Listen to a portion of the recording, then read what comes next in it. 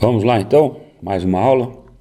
Dessa vez eu falo sobre um código de erro aí muito comum, mas que se você não tiver a informação na hora, não tiver aquele discernimento, né, de achar que é, ou não conhecer simplesmente o código, o manual de serviço, você pode estar em apuros, tá? Que é o código de verificação de fase. Existe para praticamente todos os fabricantes, tá? No Daikin eu estou falando que é o código U1, tá? No Hitachi é o 5, no LG é o 50, mas enfim. Dá uma olhada aqui, por favor, ó. Código de... Esse aqui é o Set Free Ecoflex, né? O código 5 aqui, olha o que está dizendo aqui, ó, de fase, ó. Anomalia nas fases de alimentação, tá? Eu não vou mostrar o manual Daikin de novo, nem os outros, mas o que eu estou falando aqui é código de erro por detecção de fase aberta ou invertida. A placa principal, ou mãe, né, tem dispositivo de verificação de fase, tá? Um verificador, isso incorporado já na placa, tá? As causas disso, do aparecimento do erro, é simplesmente fase invertida ou faltante, ou ainda, mais raro, né, defeito na placa principal da condensadora, na placa mãe, tá? Lembre-se que, eu já falei isso em outras aulas, né, que quando você não, apesar de ter uma diretriz, né, uma orientação para resolver o problema com o código de erro e não encontra, não resolve, a última coisa, inclusive os próprios manuais de serviço vão nessa direção, a última coisa é a troca da placa de circuito impresso, seja a mãe, seja do condensador, do evaporador, seja a placa inverter, enfim, é a última coisa a fazer, tá? Eu estou falando de um código de erro que é assim, ó, condição normal, você tem a alimentação da máquina, estou falando de máquina trifásica, obviamente, VRV, VRF trifásico nesse momento, né? Você tem RST faseado. Alimentou, compressor gira no sentido horário, tá? A placa-mãe está aqui, tem um verificador de fases, como eu disse, incorporado na placa-mãe. Com essa condição normal, nada aconteceu. Caso eu tenha, por exemplo, uma inversão, ó, do R com S, por exemplo, eu tenho essa verificação de fase pela placa-mãe e simplesmente há um bloqueio. Dispara-se o erro no Daikin, é o código U1, né?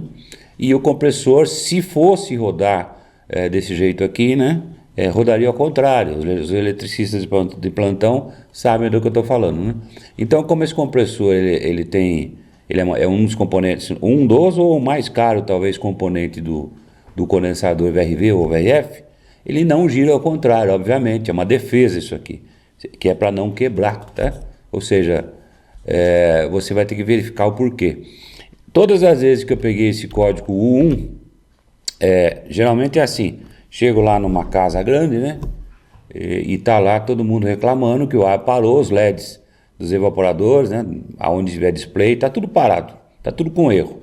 Aonde tem mostrador Daikin, tipo controle remoto com display ou automação, já vai estar na cara lá U1, tá? Já sabemos que é fase invertida ou fase trocada. Agora, o porquê aconteceu?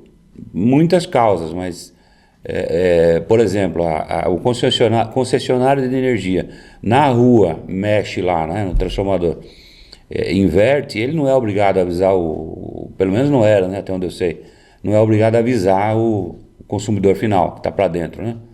Então, o que acontece? Para o ar-condicionado, geralmente se tiver mais alguma coisa trifásica, pode dar problema também, é só ir perguntando na casa, tá?